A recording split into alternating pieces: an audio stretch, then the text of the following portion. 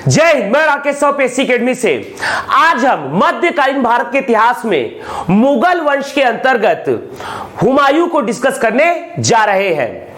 26 दिसंबर 1530 को बाबर की मृत्यु होती है। गुलबदन बेगम द्वारा रचित हुमायूं नामा के अनुसार इब्राहिम लोदी की माता के द्वारा आगरा में धोखे से बाबर को जहर दे दिया जाता है, जिससे उनकी हो जाती है मृत्यु।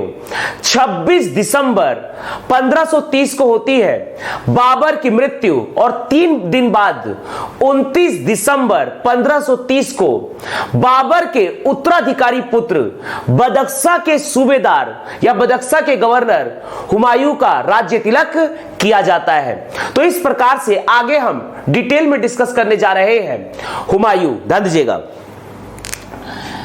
यह है हमारा देश भारत, यह है हमारा देश भारत।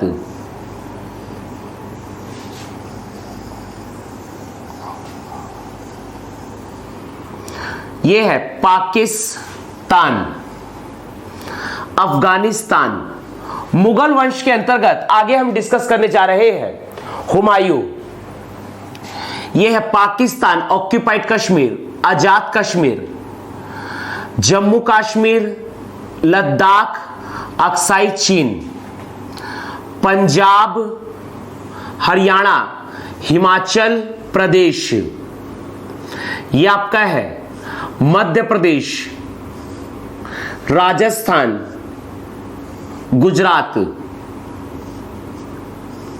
उत्तर प्रदेश, छत्तीसगढ़,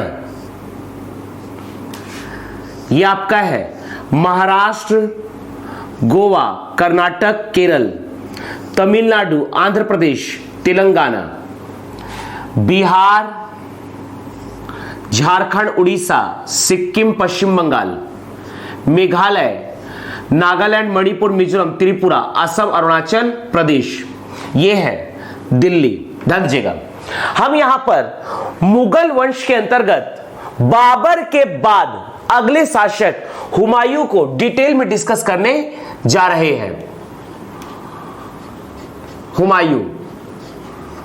हुमायूं का शासनकाल रहा है 1530 से लेकर 1540 और साथ ही साथ इनका दूसरा कार्यकाल रहेगा 1555 से लेकर 1556।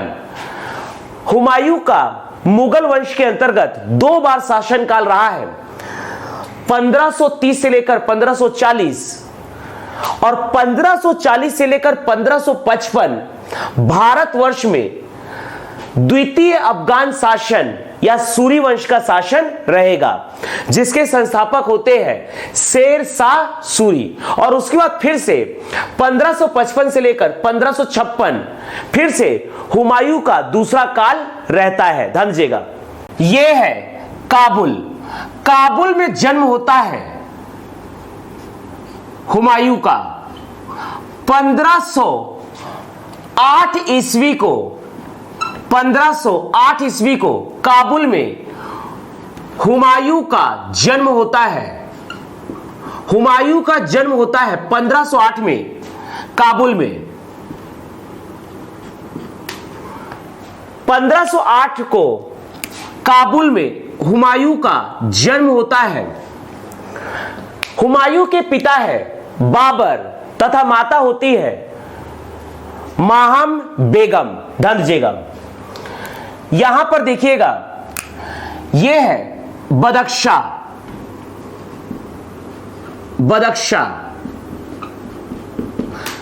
21 अप्रैल 1526 पानीपत के पहले युद्ध को विजित करते हैं बाबर और बाबर बनते हैं भारत के शासक।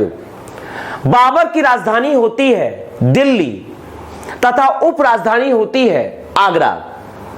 जब भारत के शासक बनते हैं बाबर, तो हुमायूं को बनाया जाता है बदख्शा का सूबेदार। तो इस प्रकार से बदख्शा के सूबेदार बनते हैं हुमायूं। हुमायूं होते हैं बदख्शा के सूबेदार। हुमायूं होते हैं बदख्शा के सूबेदार। हुमायूं होते हैं बदख्शा के सूबेदार। बदख्शा के सूबेदार रहते हैं हुमायूं। ध्यान दीजिएगा, कहानी को आगे बढ़ाते हैं।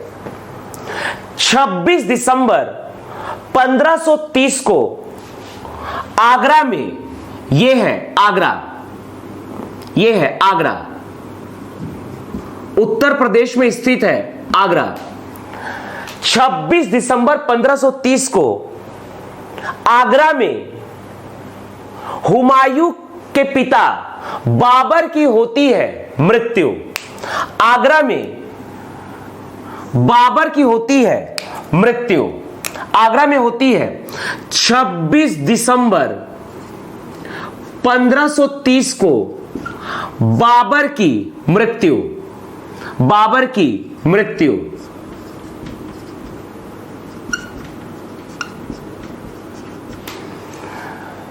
बाबर की पुत्री गुलबदन बेगम, गुलबदन बेगम द्वारा रचित हुमायूं की जीवनी हुमायूं नामा के अनुसार 26 दिसंबर 1530 को आगरा में बाबर को धोखे से इब्राहिम लोदी की माता के द्वारा जहर देकर मार दिया जाता है और इस प्रकार से आगरा में बाबर की होती है मृत्यु।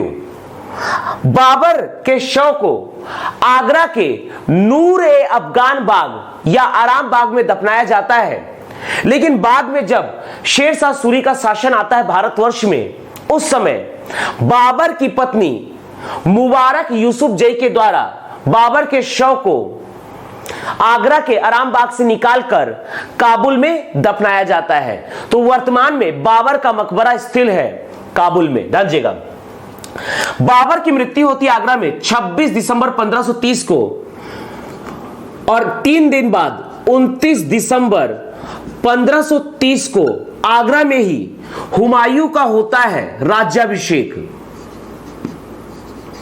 हुमायूं का होता है राज्य तिलक, राज्याभिषेक। हुमायूं का होता है राज्याभिषेक। तो इस प्रकार से बाबर के बाद मुगल वंश के अगले शासक बनते हैं हुमायूं। ध्यान दीजिएगा, हुमायूं के द्वारा दिल्ली में 1533 ईस्वी में, हुमायूं के द्वारा दिल्ली में 1533 ईस्वी में, हुमायूं के द्वारा दिल्ली में 1533 ईस्वी में एक नए शहर की स्थापना की जाती है, दीन ए पनाह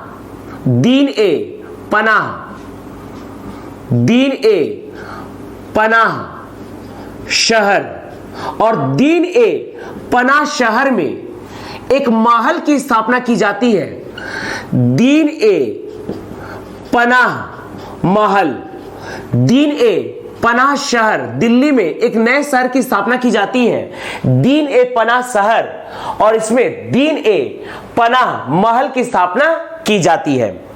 बाद में जब 1540 में हुमायूं तथा शेरशाह सूरी के बीच होता है बिलग्राम का युद्ध या कन्नौज का युद्ध, और इस युद्ध को जीतते हैं शेरशाह सूरी।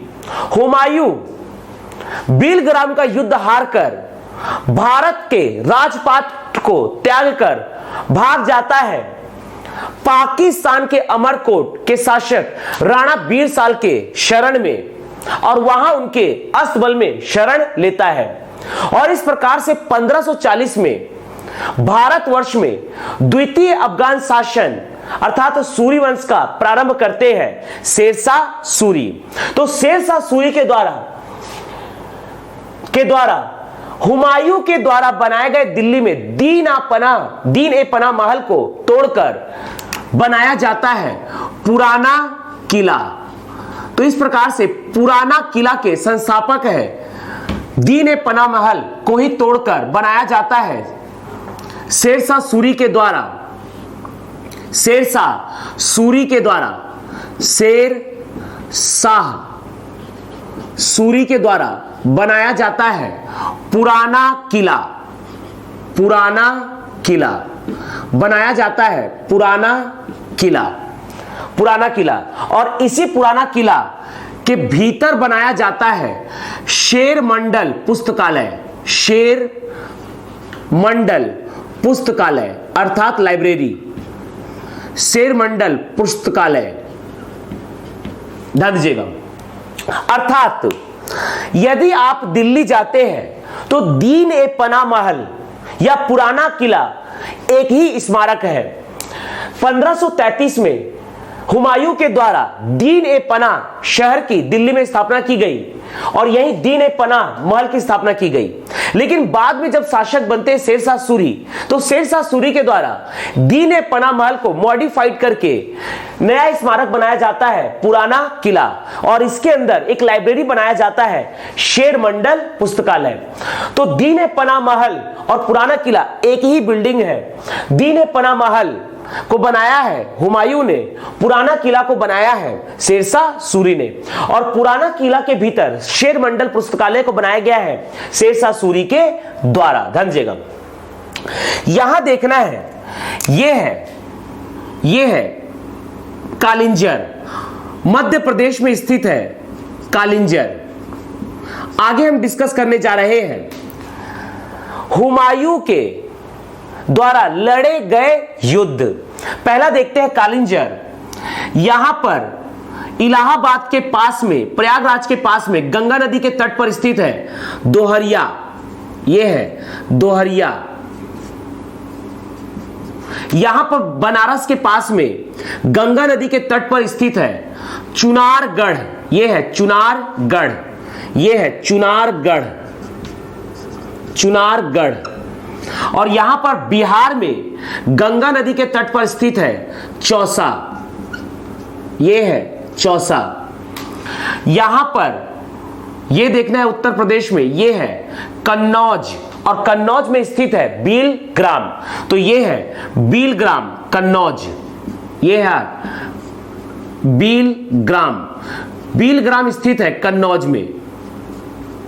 कन्नौज के अंतर्गत आता है बीलग्राम। ध्यान दीजिएगा, सबसे पहले देखते हैं यह है कालिंजर।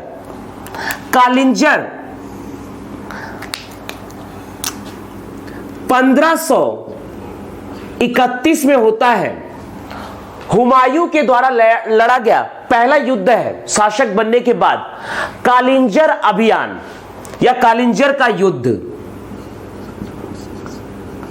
कालिंजर का युद्ध या कालिंजर अभियान 1531 में हुमायूं के द्वारा शासक बनने के बाद लड़ा गया पहला युद्ध है कालिंजर अभियान, कालिंजर का युद्ध।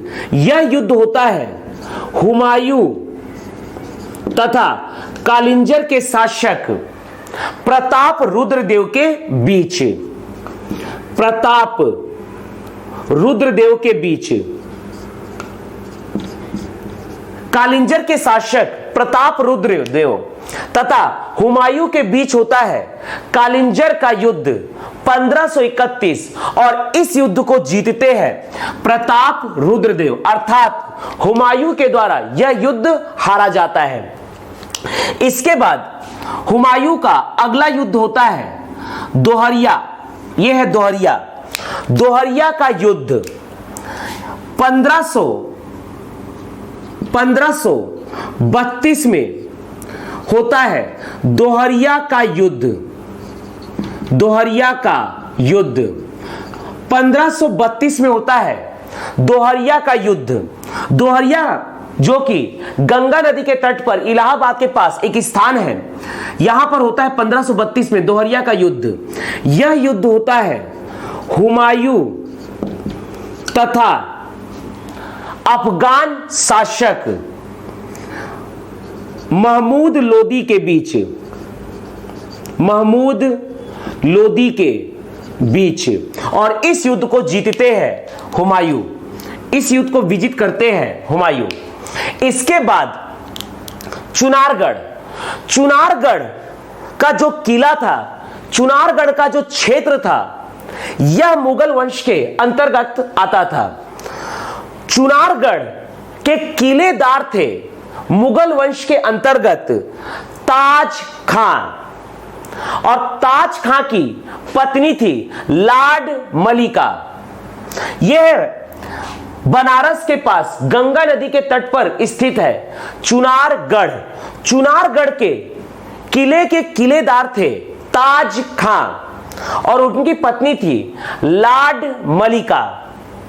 1530 में सासाराम बिहार के जमींदार के पुत्र, सासाराम बिहार के जमींदार थे हसन खां और उनके पुत्र थे शेर शाह सूरी फरीद खां। शेर शाह सूरी फरीद खां ने 1530 में चुनारगढ़ के किलेदार ताज खां की हत्या कर दिया तथा उनकी पत्नी लाड मलिका के साथ विवाह कर लिया। जबकि ताज खां जो थे मुगल वंश के किलेदार थे, तो चुनारगढ़ का जो किला था वो मुगल वंश के अंतर्गत आता था। चुनारगढ़ के किलेदार थे ताज खां और उनकी पत्नी थी लाड मलिका।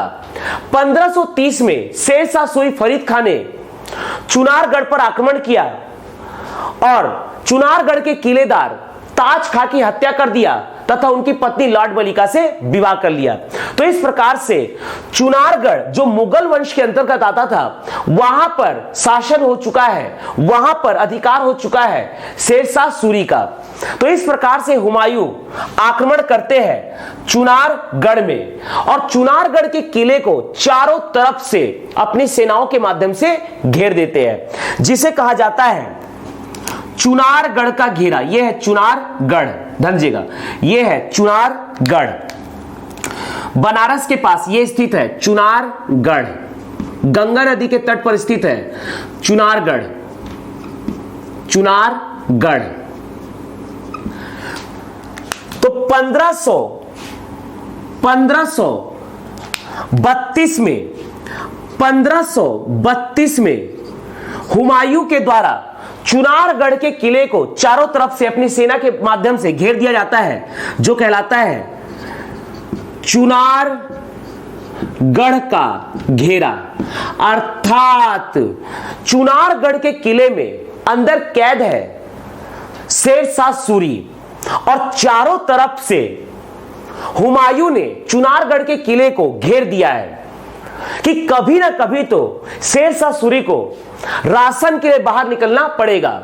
किले के अंदर जितनी भी पर्याप्त राशन है वो कभी ना कभी तो खत्म होगा और अंततः शेर शाह सूरी को बाहर आना पड़ेगा चुनारगढ़ के किले से और मुझसे युद्ध लड़ना होगा। महीने भर हुमायूं देखते हैं चुनारगढ़ के किले को हुमायूं के द्वारा घेरा गया है। अब हुमायूं जान चुके हैं कि शेर शाह सूरी एक मानसिक रूप से हार चुके हैं, तो हुमायूं चुनारगढ़ के घेरे में अपनी सेना को हटा लेते हैं। अर्थात हुमायूं अपने आप को विजित मानते हुए शेर शाह सूरी को छोड़ देते हैं। तो इस प्रकार से हुमायूं के द्वारा 1532 में होता है चुनारगढ़ का घेरा। यहां पर हुमायूं चुनारगढ़ के किले को घेर देते हैं और अंदर कैद रहता है शेर शाह सूरी। शेर शाह सूरी जिसका वास्तविक नाम है फरीद खां, शेर शाह सूरी फरीद खां। लेकिन हुमायूं वास्तव में शेर शाह सूरी को के साथ बिना युद्ध किए शेर शाह सूरी को मानसिक रूप से हारा हुआ मानकर छोड़ देते हैं। तो इस युद्ध को डिप्लोमेटिक तरीके से देखा जाए तो जीता है हुमायूं ने। इसके बाद गंगा नदी के तट पर बिहार में होता है चौसा का युद्ध। चौसा का युद्ध, चौसा का युद्ध होता है 1539 ईस्वी को गंगा नदी के तट पर बिहार में होता है चौसा का युद्ध।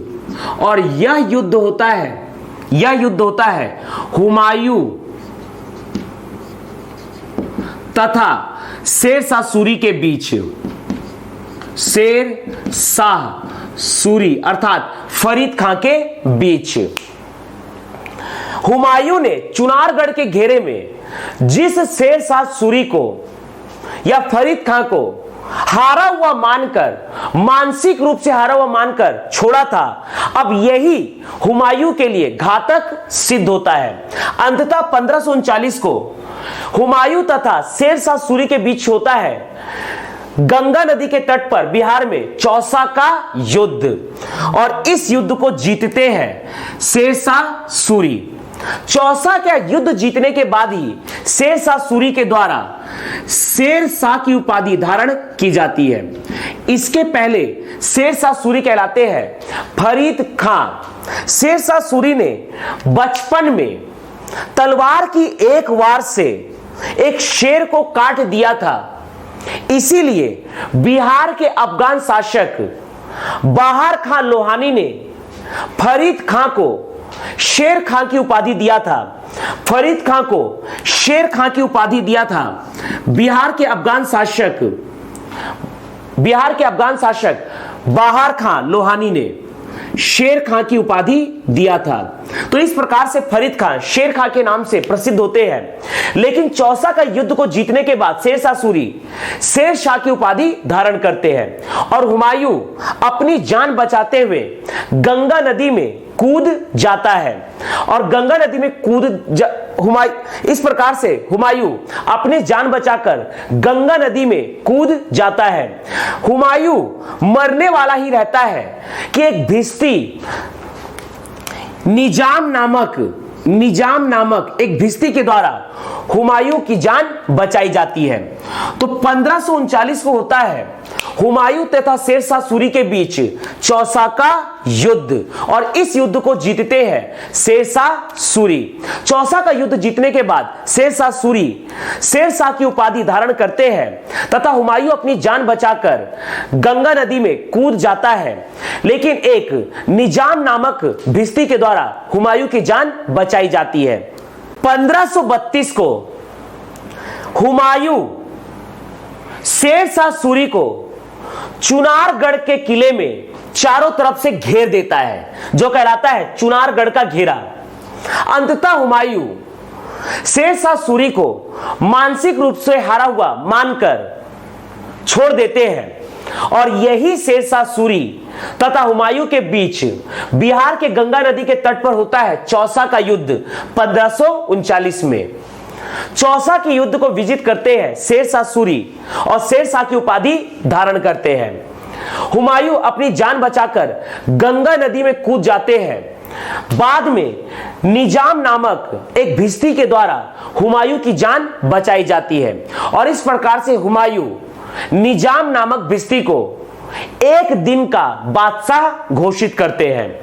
इसके बाद अंततः यह है उत्तर प्रदेश में बीलग्राम या कन्नौज में होता है बीलग्राम का युद्ध। 1540 में हुमायूं तथा शेर शाह सूरी के बीच होता है बीलग्राम या कन्नौज का युद्ध। बीलग्राम या कन्नौज का युद्ध, यह युद्ध होता है हुमायूं तथा शेर शाह सूरी के बीच और यह एक निर्णायक युद्ध होता है। 1540 में शेर शाह सूरी तथा हुमायूं के बीच होता है निर्णायक युद्ध कन्नौज या बीलग्राम का युद्ध और इस युद्ध को अंततः जीतते हैं शेर शाह सूरी। तो इस प्रकार से शेर शाह सूरी के द्वारा कन्नौज या बीलग्राम के युद्ध में हुमायूं को हराया गया। अब दिल्ली के शासक बन जाते हैं शेर शाह सूरी। तो इस प्रकार से दिल्ली के शासक बनेंगे 1540 में शेर शाह सूरी और शेर शाह सूरी के द्वारा दिल्ली में द्वितीय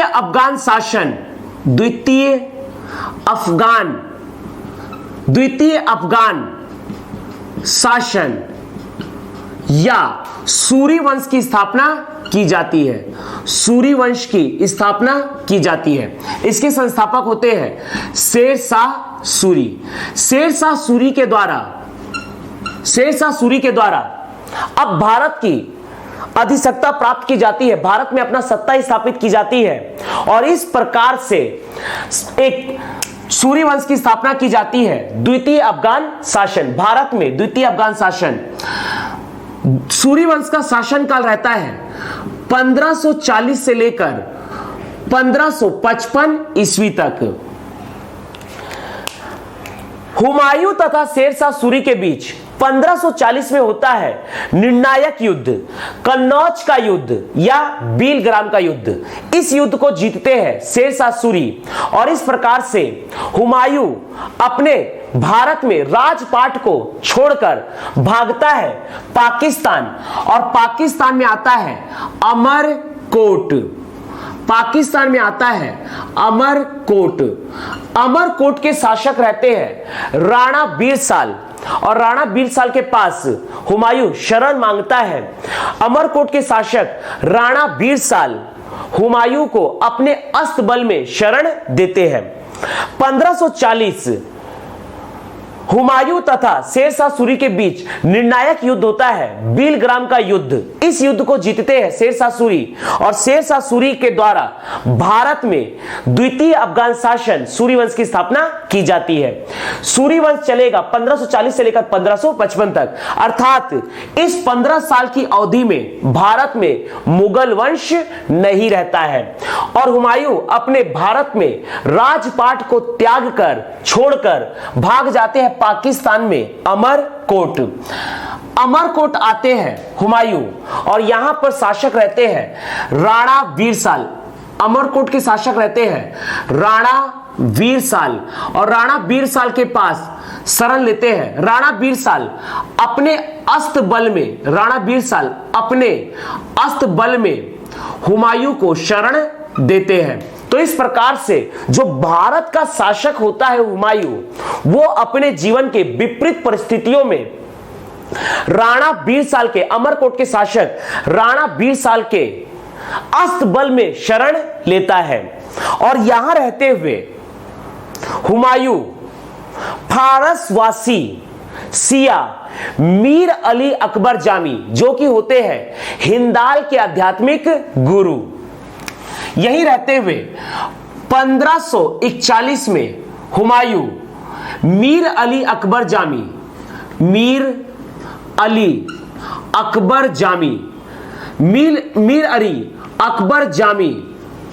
जो कि होते हैं हिंदाल के आध्यात्मिक गुरु।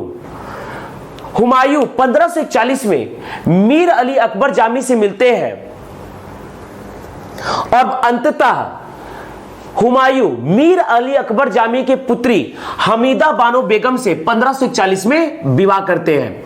मीर अली अकबर जामी की पुत्री होती है हमीदा बानो बेगम। इनका विवाह होता है हुमायूं के साथ। 1541 में हुमायूं का विवाह होता है मीर अली अकबर जामी की पुत्री हमीदा बानो बेगम के साथ। हमीदा बानो बेगम के साथ हिंदाल के आध्यात्मिक गुरु होते हैं मीर अली अकबर जामी। निर्वासन के समय हुमायूं मानसिक रूप से डिप्रेस्ड रहते हैं, उन्हें मोटिवेशन की आवश्यकता होती है।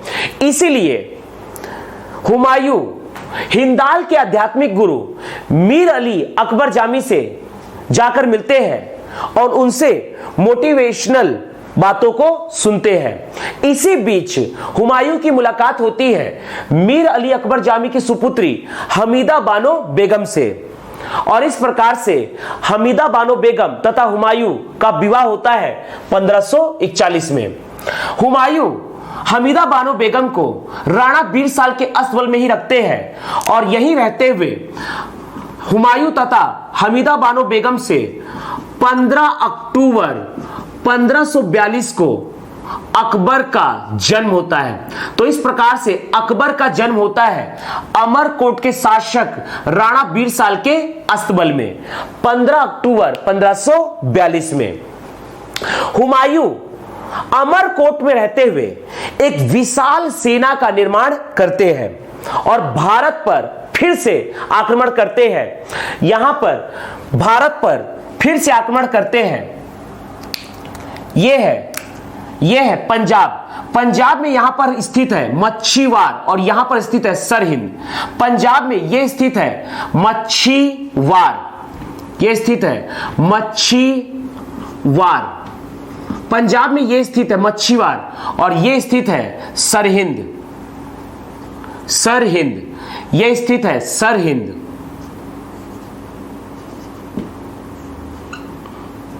हुमायूं भारत में 1555 में बैरम खां के नेतृत्व में आक्रमण करते हैं। पहला आक्रमण होता है यहां पर मच्छीवार में, दूसरा आक्रमण होता है पंजाब के सरहिंद में। ध्यान दीजिएगा, कहानी को आगे बढ़ाते हैं, कहानी को आगे बढ़ाते हैं। यह है मच्छीवार, यह है मच्छीवार, यह है मच्छीवार। कहानी को आगे बढ़ाते हैं, यह है मच्छीवार। ध्यान दीजिएगा, हुमायूं के द्वारा पंजाब के मच्छीवार में 15 मई 1555 को आक्रमण किया जाता है। 15 मई 1555 को हुमायूं के द्वारा पंजाब के मच्छीवार में आक्रमण किया जाता है, जो कहलाता है मच्छीवार का युद्ध, मच्छीवार का युद्ध। और यह युद्ध होता है हुमायूं तथा अफगान सरदार नसीब खां के साथ होते हैं अफगान सरदार तातर खां। 1555 में हुमायूं मच्छीवार में आक्रमण करते हैं बैरम खां के नेतृत्व में। यहां पर हुमायूं के सेनापति होते हैं बैरम खां, हुमायूं के सेनापति होते हैं बैरम खां। 1555 में हुमायूं सेनापति बैरम खां के नेतृत्व में पंजाब के मच्छीवार में आक्रमण करते हैं। यहां पर अफगान शासक होते हैं तातर खां तथा नसीब खां। तो इस प्रकार से हुमायूं का युद्ध होता है अफगान सरदार नसीब खां तथा तातर खां के साथ, और इस युद्ध को जीतते हैं बैरम खां अर्थात हुमायूं। इसके बाद हुमायूं का अगला आक्रमण होता है पंजाब के सरहिंद में, पंजाब के सरहिंद में। इसके बाद हुमायूं का अगला आक्रमण होता है पंजाब के सरहिंद में। पंजाब के सरहिंद में 22 जून 1555 को होता है सरहिंद का युद्ध, सरहिंद का युद्ध। 22 जून 1555 को होता है सरहिंद का युद्ध। यह युद्ध होता है हुमायूं के सेनापति रहते हैं बैरम खां। हुमायूं वर्सेस, यहां पर सरहिंद के में युद्ध होता है सिकंदर सूर के साथ, सिकंदर सूर के साथ। सिकंदर सूर है सूरी वंश के शासक, सूरी वंश के शासक सिकंदर सूर, सूरी वंश के शासक सिकंदर सूर तथा हुमायूं के बीच युद्ध होता है। हुमायूं के सेनापति होते हैं बैरम खां और इस युद्ध को जीतते हैं हुमायूं। सिकंदर सूर है सूरी वंश के अंतिम शासक। 1540 में हुमायूं तथा शेरशाह सूरी के बीच होता है कन्नौज या बिलग्राम का युद्ध। इस युद्ध को जीतते हैं शेरशाह सूरी और शेरशाह सूरी के द्वारा भारतवर्ष में सूरी वंश या द्वितीय अफगान शासन का प्रारंभ किया जाता है 1540 में। और अंततः 1555 में सूरी वंश के अंतिम शासक होते हैं सिकंदर सूर, सिकंदर सूर। सूरी वंश के अंतिम शासक होते हैं दिल्ली में बैठे हुए सिकंदर सूर। तो इस प्रकार से हुमायूं को कहीं ना कहीं लड़ना होगा सूरी वंश के शासक सिकंदर सूर के साथ। तो यहां पर सिकंदर सूर तथा हुमायूं का युद्ध होता है पंजाब के सरहिंद में, जो कहलाता है 22 जून 1555 को सरहिंद का युद्ध, और इस युद्ध को जीतते हैं हुमायूं। तो 22 जून 1555 को हुमायूं तथा सूरी वंश के अंतिम शासक सिकंदर सूर के बीच होता है सरहिंद का युद्ध, और इस युद्ध को जीतते हैं हुमायूं, और हुमायूं के द्वारा वापस अपनी सत्ता को प्राप्त किया जाता है। तो इस प्रकार से 23 जुलाई 1555 को हुमायूं फिर से बनते हैं दिल्ली के शासक। हुमायूं बनते हैं दिल्ली के शासक, अर्थात दिल्ली में सत्ता स्थापित किया जाता है। हुमायूं के द्वारा पुनः दिल्ली में सत्ता स्थापित किया जाता है, दिल्ली में सत्ता स्थापित किया जाता है। 23 जुलाई 1555 को पुनः सरहिंद के युद्ध को जीतने के बाद हुमायूं के द्वारा दिल्ली में अपनी सत्ता स्थापित की जाती है। तो इस प्रकार से हुमायूं ने अपना खोया हुआ राजपाट 15 वर्षों के बाद फिर से हासिल कर लिया। तो यह था हुमायूं के द्वारा दिल्ली में बनाया गया है दीन पनाह महल। बाद में जब शेरशाह सूरी शासक बनते हैं तो शेरशाह सूरी दीन पनाह महल को मॉडिफाइड करके तोड़कर पुराना किला बनाते हैं और इसके अंदर एक लाइब्रेरी बनाते हैं, शेर मंडल पुस्तकालय। तो दिल्ली में स्थित है शेर मंडल पुस्तकालय। दिल्ली के शेर मंडल पुस्तकालय में हुमायूं शेर मंडल पुस्तकालय की सीढ़ियों से गिर पड़ते हैं और इनकी हो जाती है मृत्यु। शेर मंडल पुस्तकालय की सीढ़ियों से गिर पड़ते हैं हुमायूं, शेर मंडल पुस्तकालय की सीढ़ियों से गिर पड़ते हैं हुमायूं, और 27 जनवरी 1556 को हुमायूं की हो जाती है मृत्यु। दीन पनाह महल या पुराना किला के भीतर स्थित शेर मंडल पुस्तकालय की सीढ़ियों से हुमायूं गिर पड़ते हैं और 27 जनवरी 1556 को हुमायूं की मृत्यु हो जाती है। तो इस प्रकार से 27 जनवरी 1556 को हो जाती है हुमायूं की मृत्यु। हुमायूं की मृत्यु 27 जनवरी 1556 को शेर मंडल पुस्तकालय की सीढ़ियों से गिरने के कारण हुमायूं की हो जाती है मृत्यु। जिस समय हुमायूं की मृत्यु होती है उस समय अकबर पंजाब के कालानौर में रहते हैं। कालानौर जो कि जम्मू कश्मीर, जम्मू के पास में है, यह है कालानौर। कालानौर पंजाब के कालानौर में रहते हैं अकबर।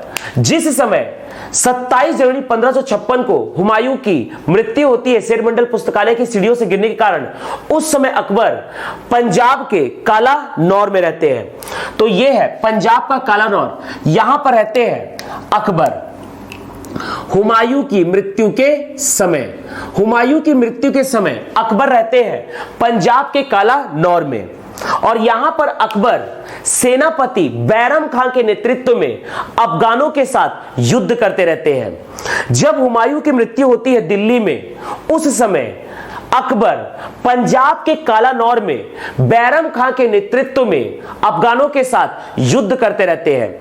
और जब बैरम खां को पता चलता है, उन्हें न्यूज मिलता है कि दिल्ली में हुमायूं की हो गई है मृत्यु, तो बैरम खां कालानौर पंजाब में ही अकबर का 13 वर्ष 4 माह की आयु अवस्था में करवाते हैं राज्य तिलक।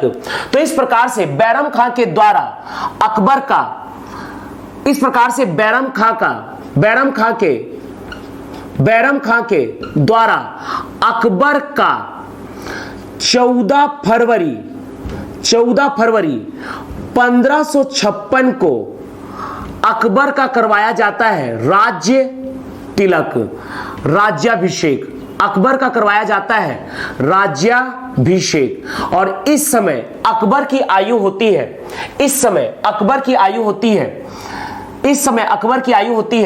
13 वर्ष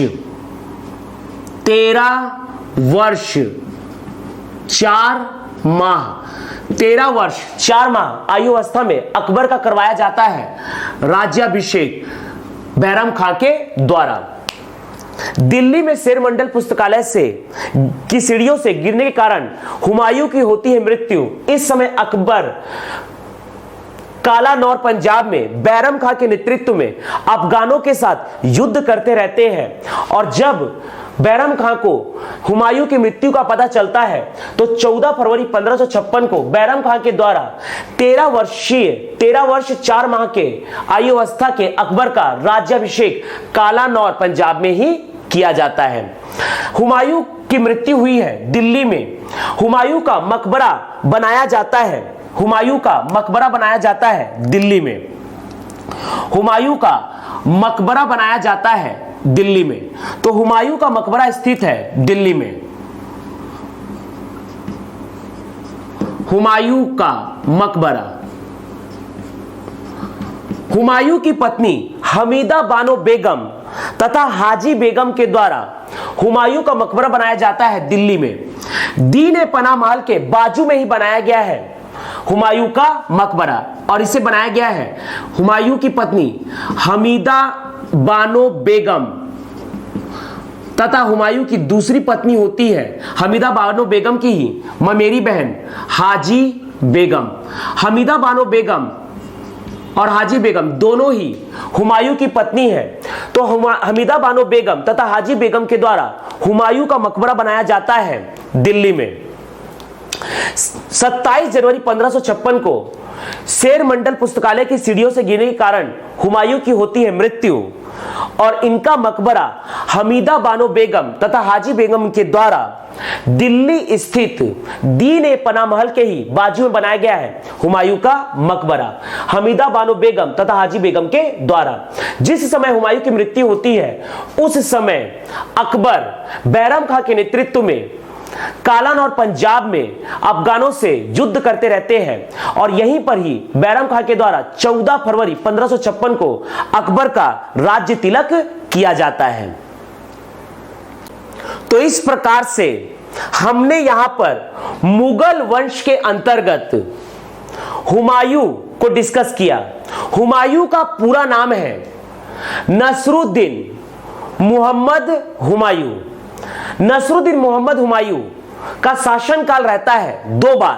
पहला शासन काल रहा है 1530 से लेकर 1540 तथा दूसरा शासन काल रहता है 1555 से लेकर महज 1 वर्ष 1556। अर्थात इस बीच 1540 से लेकर 1555 तक भारतवर्ष में द्वितीय अफगान शासन सूरी वंश का शासन रहता है, जिसके संस्थापक थे शेरशाह सूरी तथा अंतिम शासक होते हैं सिकंदर सूर। तो आगे हम भारत में द्वितीय अफगान शासन अर्थात सूरी वंश को डिस्कस करेंगे, और उसके बाद हम डिस्कस करेंगे हुमायूं के बाद अगले शासक बनते हैं अकबर। अकबर का राज्य तिलक किया गया है बैरम खां के द्वारा पंजाब के कालानौर में 14 फरवरी 1556 को। तो आगे हम डिस्कस करने जा रहे हैं सूरी वंश, तथा उसके बाद डिस्कस करेंगे हम शासक मुगल वंश के शासक अकबर। जय हिंद, जय भारत।